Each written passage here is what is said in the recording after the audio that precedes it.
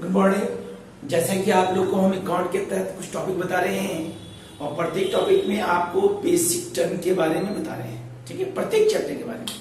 तो उसको आप ध्यान से देख भी रहे हैं और सब्सक्राइब लाइक भी कर रहे हैं, शेयर भी कर रहे हैं। तो जो चैप्टर आज हम बताने वाले हैं इसको आप ध्यान देखिएगा। ये आपका सेमेस्टर 2 का पार्ट है और पीजी करते हैं, यदि आप पोस्ट ग्रेजुएशन करते हैं तो भी आपको वहां पे एक टॉपिक काम देगा। तो ये टॉपिक जो हमारा है ये आपका फाइनेंशियल अकाउंट का एक इंपॉर्टेंट पार्ट है, क्योंकि आपको ये फाइनेंशियल अकाउंट में पढ़ना है जो टॉपिक बताने वाले हैं। ध्यान से इस वीडियो देखिएगा और सब्सक्राइब और लाइक से जरूर करेंगे, ठीक है, क्योंकि नोटिफिकेशन आपको तुरंत मिलेगा जो भी इंफॉर्मेशन को डालना हो। चलिए देखिए ध्यान से। तो आपको हम फाइनेंशियल अकाउंट के तहत टॉपिक बताने वाले हैं, उसका नाम है डिपार्टमेंटल। गुड, जिसको हम कहते हैं विभागीय भंडार। क्या कहते हैं? विभागीय भंडार। अब ये डिपार्टमेंटल क्या है तो ये जान लीजिए, ये फाइनेंशियल अकाउंट का एक इंपॉर्टेंट पार्ट होता है। ये फाइनेंशियल अकाउंट का इंपॉर्टेंट पार्ट होता है जिसके तहत हमारा एक फर्म होता है, एक बिजनेस होता है, जिसको हम डिपार्टमेंटल कहते हैं। जैसा कि डिपार्टमेंटल के पहले आपको हम ब्रांच के तहत बताए थे कि जब भी कोई बिजनेस ग्रो करता है या बिजनेस काफी डेवलप होता है तो उसके लिए क्या करते हैं, अलग अलग क्षेत्र में उससे रिलेटेड हम ब्रांचेस खोल देते हैं। तो हमारा वो ब्रांच कहलाता है। क्या कहलाता है? ब्रांच कहलाता है। और उसमें क्या होता है कि एक मेन ब्रांच होता है जिसके अंडर क्या होता है, डिफरेंट ब्रांचेस वर्क करते हैं, A B C D E, good, E F. लेकिन डिपार्टमेंटल के तहत क्या होता है, एक ही बिल्डिंग एक ही है। डिपार्टमेंटल में क्या होता है, बिल्डिंग हमारा एक ही है और उसी बिल्डिंग में क्या है, ऑल गुड्स जो है, जितने प्रकार के गुड्स हैं उसको हम सेल करने का काम करते हैं। क्या कहते हैं? उसको हम सेल करने का काम करते हैं। मतलब इस बिल्डिंग में डिफरेंट गुड को हम सेल करते हैं। डिफरेंट गुड्स को हम क्या करते हैं, सेल करते हैं। फॉर एग्जाम्पल इसको हम मॉल भी कर सकते हैं, गुड, या बिग मार्केट भी कर सकते हैं, गुड। मतलब एक ऐसा भवन, एक ऐसा फर्म, एक ऐसा बिजनेस जिस बिजनेस के अंतर्गत एक फर्म होता है, एक फर्म होता है, एक व्यवसाय होता है और उस व्यवसाय में अलग अलग गुड्स का डिपार्टमेंट होता है और उस डिपार्टमेंट में क्या होता है, गुड्स को हम लोग सेल और परचेज करते हैं, मतलब परचेज करने का काम करते हैं। उसके बाद सेल करने का काम किया जाता है, कस्टमर द्वारा परचेज करने का काम किया जाता है। तो डिपार्टमेंटल जो होता है वो एक बिल्डिंग से रिलेटेड होता है और उस बिल्डिंग में डिफरेंट गुड को सप्लाई करने का काम किया जाता है, जिसको हम डिपार्टमेंटल कहते हैं। तो डिपार्टमेंटल जो बनाया जाता है, ये बनाया जाता है बेसिकली हमारा नेट प्रॉफिट के लिए, गुड। कभी कभी डिपार्टमेंट में हमारा नेट लॉस निकल जाता है, गुड। तो जब भी हम डिपार्टमेंटल अकाउंट बनाते हैं, तो इसके तहत हम बेसिकली 2 अकाउंट तय करते हैं। डिपार्टमेंटल के अंतर्गत सबसे पहला अकाउंट बनाते हैं, हमारा बनता है ट्रेडिंग एंड पीएल जो कंबाइन होता है, गुड। और दूसरा बनता है हमारा बैलेंस शीट। क्या बनता है? बैलेंस शीट बनता है, गुड। जब भी ट्रेडिंग पे बनता है तो सबसे पहले हम ट्रेडिंग बनाते हैं। ट्रेडिंग के तहत हमारा निकलता है gross profit and then gross loss. उसके बाद हम पीएल बनाते हैं, पीएल के तहत निकलता है net profit then net loss. फिर बैलेंस शीट बनाते हैं, तो बैलेंस शीट में एसेट और लायबिलिटी का अमाउंट क्या होता है, हमेशा इक्विवेलेंट होता है। तो इसी टर्म के तहत क्या होता है, हमारा डिपार्टमेंटल अकाउंट तैयार किया जाता है।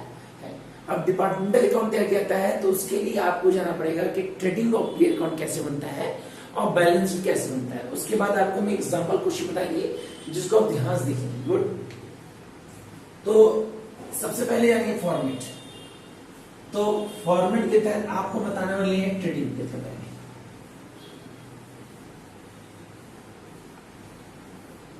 तो ट्रेडिंग पे का जो फॉर्मेट होता है आप जान लीजिए, यहां पे लिखते हैं trading and profit and loss, यहां लिखेंगे as on for the ending year, जो भी हमारा साल यहां लिखेंगे। फॉर्मेट खींचेंगे, ये होगा पर्टिकुलर, ये होगा अमाउंट, ये पर्टिकुलर ये अमाउंट आपको पता होना चाहिए, ये पर्टिकुलर है, ये अमाउंट है डेबिट साइड का, ये पर्टिकुलर अमाउंट क्या है क्रेडिट साइड। सबसे पहले हम बनाएंगे ट्रेडिंग अकाउंट, क्योंकि ट्रेडिंग अकाउंट के बाद ही हमारा पीएल मिलेगा। तो ट्रेडिंग अकाउंट में सबसे पहले लिखेंगे ओपनिंग स्टॉक। क्या लिखेंगे sir? Opening stock. Opening stock के बाद लिखेंगे हम परचेज, और परचेज का अमाउंट यहाँ लिखेंगे, इसमें माइनस करेंगे purchase return. Good. Purchase return minus करके अमाउंट यहाँ लिखेंगे। कभी कभी परचेज रिटर्न की जगह आपका रिटर्न आउटवर्ड दिया गया हो तो परचेज में हम रिटर्न आउटवर्ड को माइनस करेंगे, क्योंकि रिटर्न आउटवर्ड का दूसरा नाम होता है परचेज रिटर्न। गुड। उसके बाद यहाँ हम लिखेंगे direct expenses. Direct expenses. Good. यहाँ पे हम लिखेंगे बाय सेल्स, और सेल्स माइनस करेंगे सेल रिटर्न, जिसको हम रिटर्न इनवर्ड में कहते हैं। उसके बाद यहां लिखेंगे बाय क्लोजिंग स्टॉक। क्या लिखेंगे? क्लोजिंग स्टॉक, इसको हम प्लस करेंगे। अब आपके सामने एक प्रश्न होगा कि सर ये डायरेक्ट एक्सपेंसेस होता क्या है सर? तो आपको हम बेसिकली बता चुके हैं कि एक्सपेंसेस दो होता है, एक होता है डायरेक्ट होता है और एक हमारा इनडायरेक्ट होता है। डायरेक्ट मतलब वो एक्सपेंस होता है जो हैंड टू हैंड पे करते हैं। डायरेक्ट एक्सपेंसेस वो होता है जो हैंड टू हैंड पे करते हैं। फॉर एग्जाम्पल, मान लीजिए आपके घर एक मजदूर काम करता है, और मजदूर जब शाम में घर जाता है तो आपसे वो सैलरी डिमांड नहीं करता, आपसे कहता है भैया हमको मजदूरी दे दीजिए। तो मजदूरी दे दीजिए कहने मतलब वो वेजेस मांग रहा है। तो वैसा एक्सपेंसेस जो हैंड टू हैंड पेड करते हैं वो एक्सपेंसेस आपका डायरेक्ट एक्सपेंस कहलाएगा। जैसे wages, carriage inward, gas, fuel, water, all factory expenses, manufacturing expenses, duty paid, dock charges, तो ये एक्स्ट्रा आपका डायरेक्ट एक्सपेंसेस कहलाता है, जिसको हम यहाँ टू में पुट करते हैं। अब दोनों साइड में प्लस करेंगे। यदि इधर मोर ज्यादा हो इधर कम हो तो हमारा निकलेगा ग्रॉस प्रॉफिट। क्या निकलेगा? Gross profit. और इधर ज्यादा हो और इधर कम हो तो क्या निकलेगा? हमारा ग्रॉस लॉस। तो या तो ग्रॉस प्रॉफिट निकलेगा या तो ग्रॉस लॉस निकलेगा। उसके बाद क्या करेंगे? ग्रॉस प्रॉफिट को हम लोग पीएल में लिखेंगे बाय जीपी। बाय जीपी क्या बन रहा है? पीएल को।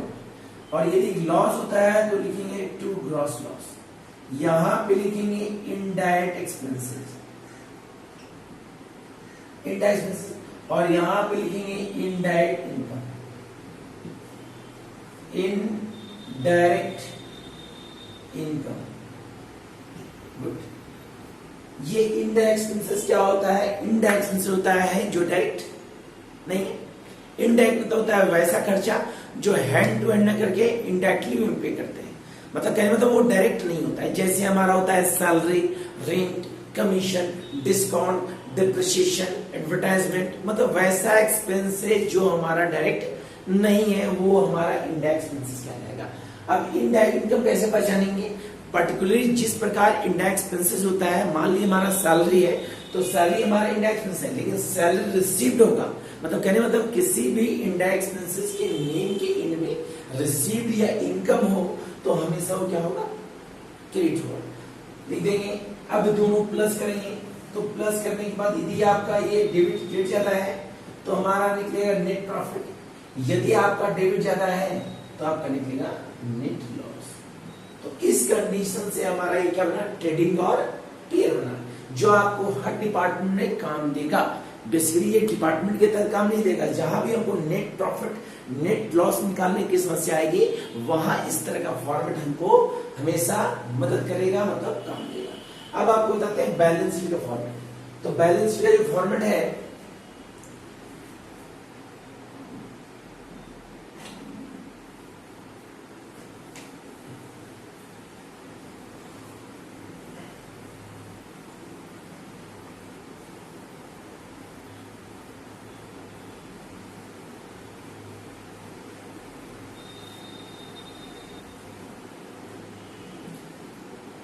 बैलेंस शीट का जो फॉर्मेट है, यहां लिखेंगे बैलेंस शीट, यहां लिखेंगे as on for the ending year. Ending year लिखने के बाद क्या करेंगे? कॉलम लिखेंगे। ये लायबिलिटीज होगा, ये अमाउंट होगा, ये एसेट्स और ये क्या होगा? अमाउंट होगा। यहां पे लिखेंगे लायबिलिटीज, यहां लिखेंगे अमाउंट, यहां लिखेंगे एसेट्स और यहां क्या लिखेंगे अमाउंट। सबसे पहले यहां लिखेंगे कैपिटल। गुड। यदि आपका नेट प्रॉफिट निकलता है तो प्लस करेंगे, नेट लॉस है तो माइनस करेंगे। यदि आपका ड्राइंग दिया गया हो तो माइनस करेंगे, यदि आपका इनकम टैक्स दिया गया हो तो माइनस करेंगे, यदि आपका LIP दिया गया हो मतलब लाइफ इंश्योरेंस प्रीमियम तो उसको भी क्या करेंगे माइनस करेंगे। मतलब प्लस सिर्फ नेट प्रॉफिट करेंगे, बाकी कंडीशन सबको क्या करेंगे माइनस करेंगे। उसके बाद यहां लिखेंगे ऑल करंट लायबिलिटी। तो करंट लायबिलिटी आपको पता है creditor, bill payable, outstanding bank overdraft, है ना, ये सब आपका क्या होता है करंट लायबिलिटीज होता है। उसके बाद यहाँ पे सारा फिक्स एसेट लिख देंगे। फिक्स एसेट पता है, good, land building, machinery, furniture, computer, car etcetera. और करंट एसेट लिख देंगे, cash, bank, stock, bill receivable, ये सब करंट एसेट। सारा प्लस कर देंगे, दोनों अमाउंट है क्या होगा इक्विवेलेंट आएगा। तो कंडीशन हमारा बैलेंस क्या हो जाए इक्वल हो जाएगा। अब आपको एक क्वेश्चन बताते हैं जिसको आप ध्यान से देखेंगे तो आपको डिपार्टमेंटल के तहत कुछ बेसिक टर्म आपको पता चलेगा। तो डिपार्टमेंटल के तहत हमारा क्वेश्चन है, फॉर एग्जांपल मान लीजिए हमारा एक बिजनेस है, ये एक मॉल है जिसमें हमारा 3 डिपार्टमेंट है। कितना डिपार्टमेंट है? 3 डिपार्टमेंट है।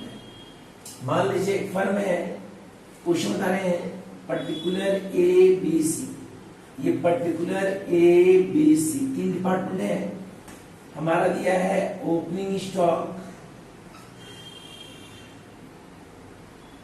ओपनिंग स्टॉक दिया है 3 लाख, 2 लाख और 1 लाख।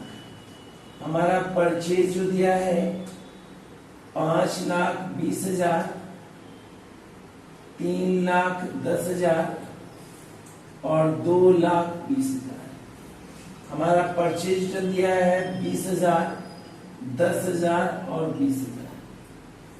प्रश्न में हमारा सेल जो दिया हुआ है वो दिया 8,30,000, 7,50,000 और ये हमारा दिया है 5,10,000। सेल रिटर्न दिया है हमारा 30,000, 50,000 और 10,000। हमारा वेजेस जो दिया है, वेजेस वो दिया है हमारा 1,50,000 और 50,000। गुड। हमारा सैलरी जो दिया है वो दिया है हमारा 50,000, 50,000 और 50,000। गुड। फिर नीचे हमारा क्वेश्चन में दिया एडजस्टमेंट, जहां क्लोजिंग स्टॉक दिया है। तो क्लोजिंग स्टॉक दिया है A का, B का और C का। तो A का दिया है 10 लाख, B का दिया है 9 लाख और C का दिया है 8 लाख। गुड। ये प्रश्न साथ ही साथ हमारा एक और एक्सपेंसेस जो दिया है वो दिया है रेंट। रेंट हमारा दिया है 50 रुपए, दिया है 50,000। गुड। बोला है find departmental account, find departmental account. तो करना कुछ नहीं है, सबसे पहले इस क्वेश्चन में ध्यान से देखेंगे। आपका ओपनिंग दिया है, परचेज दिया है, परचेज रिटर्न दिया है, सेल दिया है, रिटर्न दिया है, वेजेस दिया है, सैलरी दिया है, क्लोजिंग दिया है। लेकिन आपका एक एक्सपेंसेस ऐसा है, इनडायरेक्ट एक्सपेंसेस रेंट, जो आपका दिया है 50,000, नीचे लिखा हुआ है, ठीक है, जो आपका डिवाइड नहीं है। तो जब भी ऐसा रूल हो, जब भी आपका इनडायरेक्ट एक्सपेंसेस में कोई एक्सपेंसेस डिवाइड नहीं दिया गया हो, जब भी आपका प्रश्न में इनडायरेक्ट एक्सपेंसेस डिवाइड दिया हुआ नहीं हो, तो हमेशा उसको हम बांटेंगे सेल्स रेशियो। किस बांटेंगे सर? Sales ratio. तो यहां पे निकालेंगे पहले सेल्स रेशियो। तो सेल्स रेशियो निकलेगा A का, B का, देन C का। तो A का सेल कितना है सर? सेल रिटर्न चला गया 8 लाख, इसमें 30 गया तो 8 लाख। 8 लाख, 7 लाख, 7.5 में क्या तो, और ये बचा हमारा 5 लाख। तो रेशियो हो गया 875। अब इसी रेशियो में किसको बांटेंगे? रेंट। और रेंट का अमाउंट कितना है? 50,000। रेंट जब बांटेंगे ए का, बी का, सी का, हम डिवाइड करेंगे तो इक्वली बांट के हमारा रेशियो बांट क्या आएगा? 815/20 2।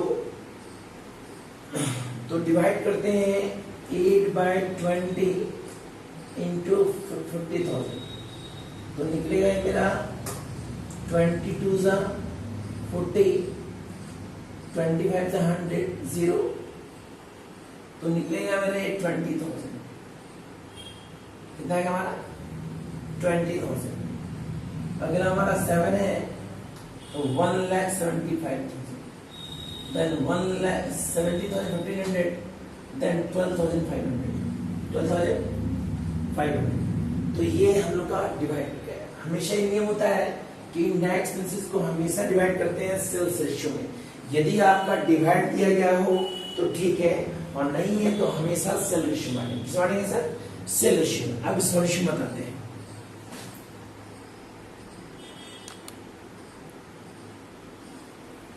तो सबसे पहले क्या करेंगे, यहां कॉलम लिखेंगे trading and profit loss. Column लिखेंगे particular A, B, C, particular A, B और सी।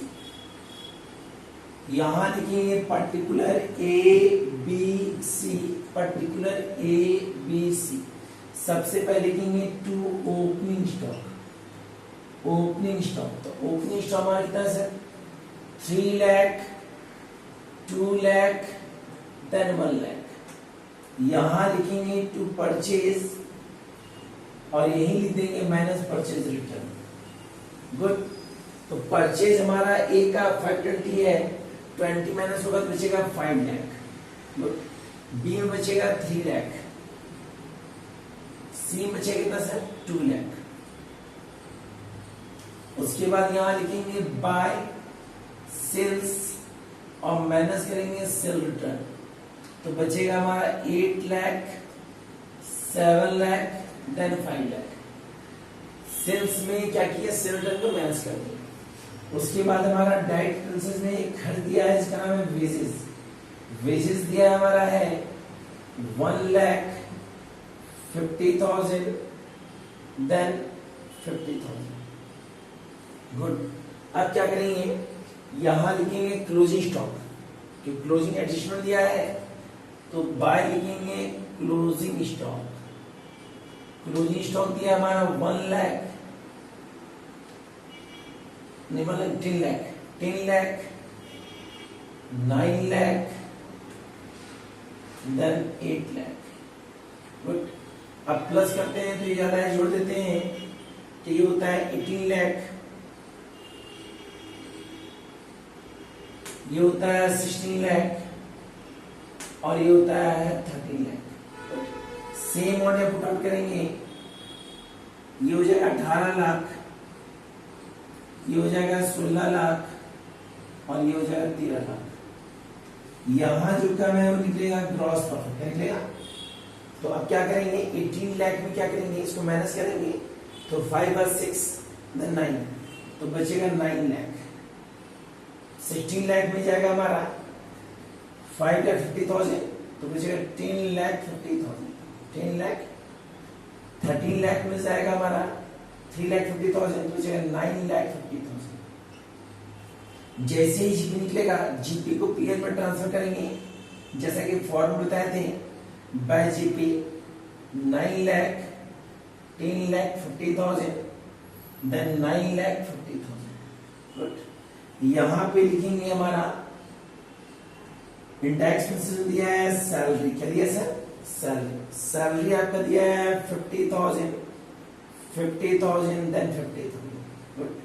और आपका इंडेक्स में जो निकला हुआ है जिसका नाम है रेंट, तो रेंट को हम निकाले हैं सेल्स रेशियो में 20,000, 70,500, देन 12,500। अब करना क्या है, इसको हम प्लस कर देंगे प्लस करके आएगा मेरा 9 लाख, प्लस करके आएगा 10,50,000, प्लस करके आएगा 9,50,000। गुड, ध्यान देखेंगे। अब क्या करेंगे हम,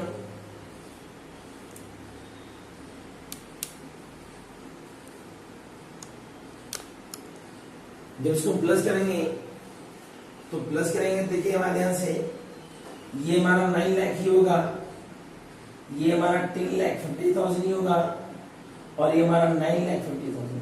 गुड, करना कुछ नहीं है। अब हमारा डेबिट साइड जो कम है वो हो जाएगा नेट प्रॉफिट। क्या हो जाएगा, तो करना कुछ नहीं, 9 लाख में 70,000 चला जाएगा तो बचेगा 8,30,000। गुड, 8,20,000। गुड, अगला हमारा 10,50,000 में चला जाएगा 67,500।